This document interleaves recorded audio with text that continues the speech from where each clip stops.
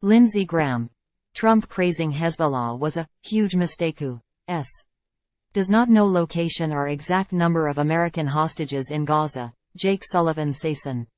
Lindsay Graham, a longtime ally of the former president, denounced Donald Trump's comments, calling Iran-backed political party and military group Hezbollah very smart.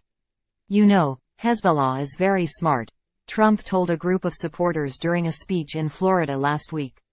"They're all very smart. That was a huge mistake," Graham said Sunday on NBC's Meet the Press. "If I were President Trump, I'd talk about being the strongest president for Israel in modern times." But Graham was quick to pivot, saying that Trump walked back the remarks when he issued a follow-up statement Friday. He issued a statement 2 days ago, saying, "I stand with Bibi. I stand with Israel.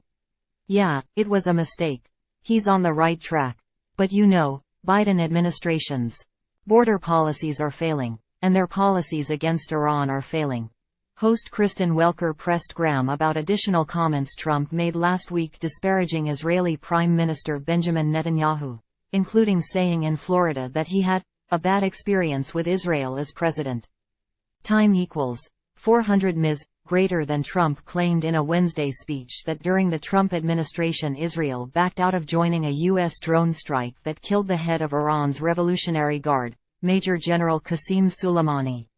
According to the Pentagon, Soleimani was planning multiple attacks on Americans in the region, but Trump and then Vice President Mike Pence lied by claiming Soleimani was to blame for Benghazi and 9/11.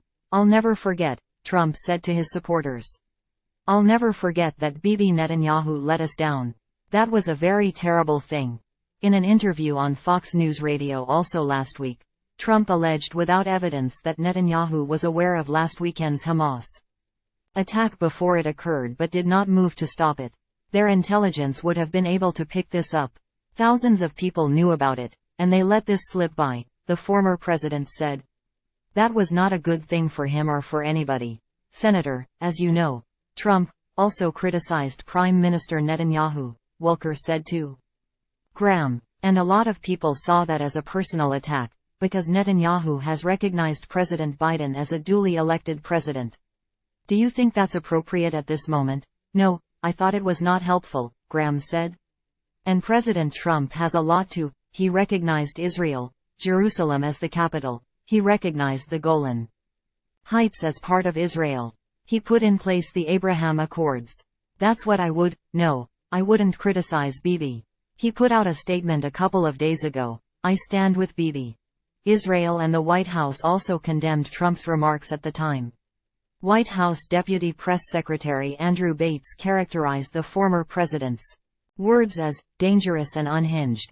"It's completely lost on us why any American would ever praise an Iran-backed terrorist organization as smart, or have any objection to the United States warning terrorists not to attack Israel," Bates said. Israeli Communications Minister Shlomo Karhi called Trump's comments shameful. He said it was shameful that a man like that, a former U.S. president, abets propaganda and disseminates things that wound the spirit of Israel's fighters and its citizens, Karhi told Channel 13 in Israel. Welker asked Graham whether he believes Trump's recent comments are disqualifying for the former president to be attacking America's closest ally in the Middle East, when they have just undergone this attack, the largest attack against Jews since the Holocaust. Graham responded that Trump was a strong president. "Iran was afraid of him, and Russia was afraid of him," Graham said. "We've lost deterrence. We need to regain it. I'm not here talking about the 24 election. I'm talking about destroying Hamas in a way that will make Israel safer and the Palestinian people freer."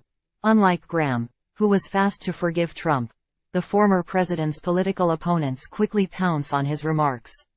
"You're not going to find me throwing verbal grenades at Israeli leadership."